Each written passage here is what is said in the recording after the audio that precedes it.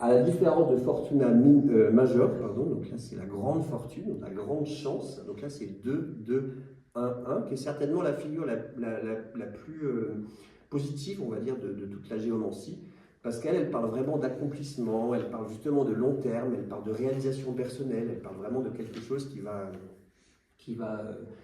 comment dire, qui va croître, éclore voilà, notion de réalisation, de se nourrir, etc. Par contre, voilà, on est plutôt sur quelque chose de long terme avec Fortuna majeure et pas quelque chose dans l'instant. Vous voyez, donc forcément, il y a toutes ces nuances-là à prendre en compte dans l'interprétation. Laetitia, donc Laetitia, ça veut dire la joie, en fait. Donc là, c'est 1, 2, 2, 2. Et bah, comme son nom l'indique, hein, Laetitia, c'est plutôt une figure de joie, de tranquillité, de choses qui vont bien. Et si vous regardez un peu la figure 1, 2, 2, 2, c'est un peu comme une barque comme ça. Je ne sais pas si vous voyez une barque qui est en train d'avancer. Donc Laetitia, elle a ce côté, voilà, la vie est un long fleuve tranquille. En tout cas, les choses avancent tranquillement et suivent leur cours. Hein. Donc on n'est pas dans quelque chose non plus d'instantané avec Laetitia, c'est plutôt quelque chose qui est tranquille et qui suit son cours, mais c'est pas très rapide. Populus ou Populus, donc ça c'est le peuple en fait, donc là c'est 2, 2, 2, 2, donc là c'est le maximum de points qu'il peut y avoir dans une figure. Et Populus, ça va plutôt parler du peuple, c'est-à-dire de la multitude, de la multiplicité, donc c'est le monde, c'est le fait de ne pas forcément être seul décisionnaire, il y a d'autres personnes à prendre en compte. Hein. Et puis il y a aussi ce côté passif de la foule ou de la mer. Enfin, c'est pas une carte très active, Populus. C'est plutôt, il y a du monde où il y a de la multiplicité, mais on n'est pas spécialement dans l'action. Puer qui est là, donc c'est 1, 1, 2, 1. Je vous laisse imaginer ce que sont les deux, parce que Puer, ça veut dire le jeune garçon, en fait. Et donc, cette interprétation-là, le jeune garçon, vous voyez, pensez à l'enthousiasme, l'énergie, mais il y a aussi un côté un peu écervelé, c'est-à-dire on prend des risques sans forcément réfléchir. Hein. Donc il y a ce côté adolescent qui a de l'audace et qui y va. Hein. Donc ça c'est bien parce que ça c'est une carte, une figure qui est plutôt sur l'énergie. Mais voilà, son côté négatif, ça peut être parfois le fait d'être énervé, le fait d'être écervelé, hein, de prendre des risques pour rien et d'être vraiment dans une énergie comme ça trop masculine, entre guillemets, c'est-à-dire vraiment dans le rentre-dedans. Voilà, il y a ce côté un peu rentre-dedans, mais qui reste un peu plus modeste par rapport à une autre figure qu'on va voir tout après. Puella, ça veut dire la jeune fille. Puella. Donc voilà, c'est 1, 2, 1, 1. Donc je vous laisse imaginer ce que sont les deux. Et donc la jeune fille, eh bien, là on va être plus sur de la douceur, on va être plus sur de la beauté, de la bienveillance, de la tranquillité. Donc ça c'est le côté la séduction, hein, on est sur cette interprétation-là.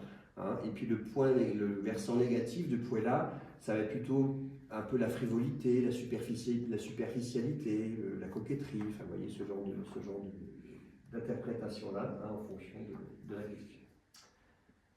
Qu'est-ce qui me reste? Il me reste Rubeus. Rubeus, donc Rubeus c'est le rouge. Et donc là c'est 2, 1, 2, 2. Et donc là, vous imaginez 2, 1, 2, 2, imaginez un triangle avec un carré, donc c'est vraiment l'espèce de brise-glace qui est en train de rentrer. Donc Rubeus, c'est rouge, c'est la couleur de la passion, c'est la couleur vraiment de l'exaltation, etc. Mais c'est aussi la couleur du sang et de la colère, en fait. Donc en fonction de la question, Rubeus, ça va être ou bien je suis passionné, je suis à fond, je suis super énergique et c'est vraiment génial, ou au contraire, ça va être la colère, ça va être les combats, la guerre, les engueulades, le conflit. Hein, donc voilà ce que va représenter Rubeus. Tristitia, donc c'est l'inverse de Laetitia. Vous verrez que chaque figure a son double. Hein. Et donc Tristitia, c'est 2, 2, 2, 1. Ça fait un peu comme une pelle, si vous voyez la forme de Tristitia qui est là. Et Tristitia, ça veut dire tristesse, hein, tout simplement. Et Tristitia, c'est plutôt une figure en général défavorable parce qu'elle va parler justement de tristesse, de déception, voilà, de choses de cet ordre-là, de choses qui traînent, de choses qui sont très très lentes. Mais dans le côté positif, il y a le fait de creuser aussi. Et donc creuser, ça peut être aussi intéressant parce que ça peut prendre le temps, aller approfondir les choses, aller vraiment chercher profondément la signification des choses. Donc ça peut être intéressant quand justement on est dans une question qui va parler de ce genre de sujet. Et puis via, pour finir, donc via ça veut dire la voie, hein, le chemin, donc là c'est 1, 1, 1, 1. Et donc via ça va parler de potentiel d'une part et de nouveaux départs, de mouvements. Voilà. Mais là aussi, en fonction de la question et de l'environnement, est-ce que c'est un nouveau départ positif et on s'engage sur la bonne voie, ou alors au contraire, est-ce qu'on part comme ça le nez au vent sans trop savoir où on va, et puis potentiellement on va droit dans le mur. Hein, donc voilà la signification. Donc, là, oui, bien sûr. Oui, quand il y a une réponse qui n'est pas claire, on peut faire un deuxième tirage. Oui, alors on va voir ça, mais effectivement, on y vient là. Hein, mais on y vient, comme ça, ça va répondre à ta question. Là, j'en reprofite pour saluer au passage Sébastien Michel, parce que c'est auprès de lui que je me suis formé à ça. Vous avez le code QR qui est là, vous pouvez le faire circuler pour le scanner si vous voulez. Parce que tout ce que je viens de vous dire là, c'est une vidéo YouTube gratuite en fait, où vous avez l'explication un peu plus complète hein, de toutes les figures que je viens de vous donner là. Donc faites circuler peut-être la feuille www.sébastien-michel.com. J'ai pas d'action, mais et on a 2 élèves de Sébastien qui sont dans la salle. Voilà, je passe parce que vous avez les documents et puis on pourra voir ça après. Je juste pour respecter le temps. Ouais, c'est tout. Voilà. Alors en fait, maintenant, ce que je vais vous faire, parce que l'idée c'était de faire un atelier, une conférence atelier, c'est des tirages très simples. Donc le plus simple, ça va être le tirage à une figure. C'est-à-dire, je pose une question, je fais mon tirage, et puis j'interprète la figure en fonction de la question. Donc ça donne vraiment une réponse très globale, et parfois donc sans nuance. Et le problème, justement, c'est que parfois, ça peut être pas très clair, hein, puisque l'intérêt d'avoir plusieurs figures, c'est justement de nuancer et de savoir mieux interpréter les figures. Mais au moins, ça a le mérite d'être très simple. Donc, on va faire ça tous ensemble. Et puis, un deuxième tirage que je vais vous apprendre aussi, qui est aussi plus détaillé, on va dire, c'est le tirage à 3 figures. En fait, vous allez faire 2 figures, simplement, c'est-à-dire 4 séries de traits pour la première figure, puis 4 séries de traits pour la deuxième figure. Et après, je vais vous montrer comment synthétiser les deux hein, pour faire la troisième figure qui va être en fait l'union des 2 figures que vous voulez faire. Ça va jusqu'ici, tout le monde suit? Bien. Et donc, la première figure, c'est comme ça s'appelle le témoin droit. Donc le témoin droit, il représente le consultant, c'est-à-dire la personne qui pose la question, et avec quel passé il vient, c'est quoi le sujet, enfin, quelle est sa demande, quel est comment dire, oui c'est ça, le passé et éventuellement les espoirs ou les craintes du patient. C'est la P3 pour ceux qui connaissent le tirage en croix du tarot. Voilà. Donc ça s'appelle le témoin droit, c'est la première figure. Et le témoin gauche, lui, il va représenter le sujet questionné, c'est-à-dire quels peuvent être les apports potentiels de ce sujet, qu'est-ce que ça pourrait apporter au consultant, en bien comme en négatif. Hein. Donc ça pourrait apporter de la rapidité, du succès, de la joie, ou que sais-je, enfin en fonction de la figure. Hein. Donc le témoin droit, c'est pourquoi je pose cette question-là, avec quel bagage je viens poser cette question-là. Le témoin gauche, ça va être qu'est-ce que cette chose que je questionne pourrait m'apporter. Ouais. Et ce qu'on appelle le juge, ça va être la synthèse du témoin droit et du témoin gauche. Hein, et c'est simple, on va additionner les points tout simplement. S'il y a un point plus un point, enfin s'il y a un nombre pair par ligne, ça fait 2. Et si c'est un nombre impair, ça fait 1 tout simplement. Voilà. Alors, exemple pratique. On va commencer par exemple à une figure. Voilà, alors c'est dommage parce que vous n'avez pas le grand écran, mais la question c'est est-ce que cette personne m'aime? D'accord? Et la figure qui a été tirée, c'est amissio. Amissio, ça veut dire la perte. Là, vous avez tiré avec des pierres, par exemple.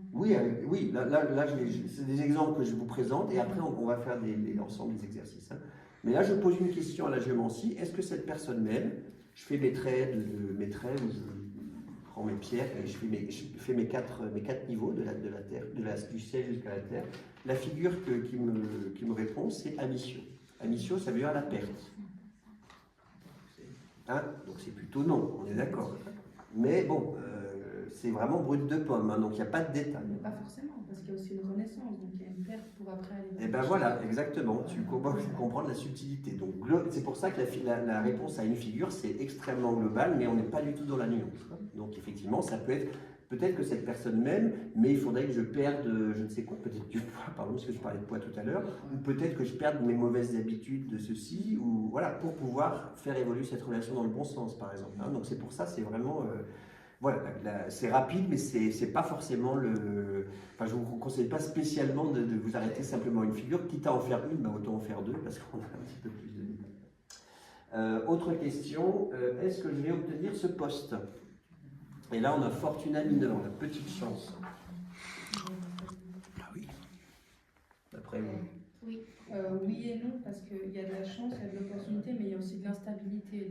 On est d'accord. Mais effectivement, là, on ne sait pas trop. Mais globalement, oui. On est quand même plutôt...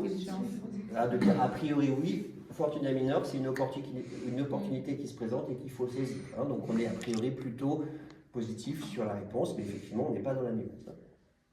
Troisième exemple que je vous ai mis. Comment vont évoluer les finances? Et là, on a Albus qui sort.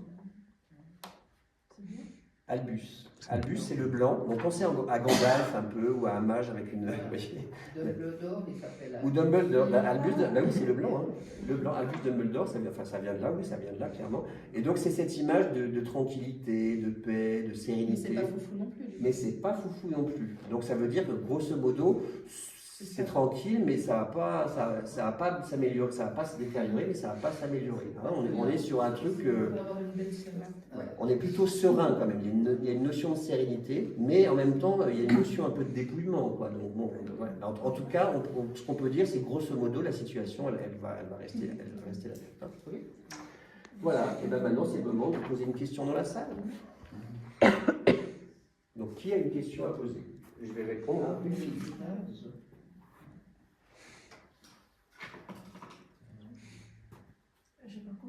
Il y a une question à poser. De ce type-là, est-ce qu'une réponse là? Voilà, quelqu'un pose une question, je fais l'interprétation en direct et puis on échange. Oui, je peux poser une question. Bien sûr. Est-ce que je vais rencontrer quelqu'un? Est-ce que tu vas rencontrer quelqu'un? De bien. De bien. Ah oui. Là, ça commence à complexifier. C'est une figure, hein, donc ça fait deux questions. Est-ce que je vais rencontrer quelqu'un? C'est une question. Et de bien, c'est elle fait deuxième question. Est-ce que je vais rencontrer quelqu'un? Donc là, je vais faire. Un amoureux. Je vais faire avec. Oui, une question plutôt sentimentale. Hein. Mais après, vous allez pouvoir le faire vous-même. Donc là, ce que je fais, je me concentre sur ta question. Tu te concentres aussi. Est-ce que je vais rencontrer quelqu'un? Okay.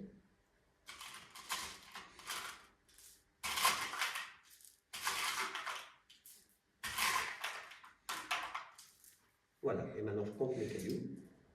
Là, je les compte. Donc là, j'ai 1. Là, j'ai 2.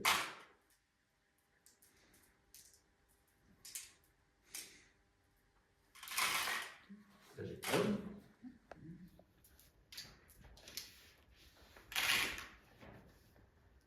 Et là, j'ai 2. La réponse, c'est amissio. Amissio, c'est la perte. Mais c'est pas forcément négatif. Peut-être que c'est à vous de perdre quelque chose pour rencontrer quelqu'un. Voilà. Voilà.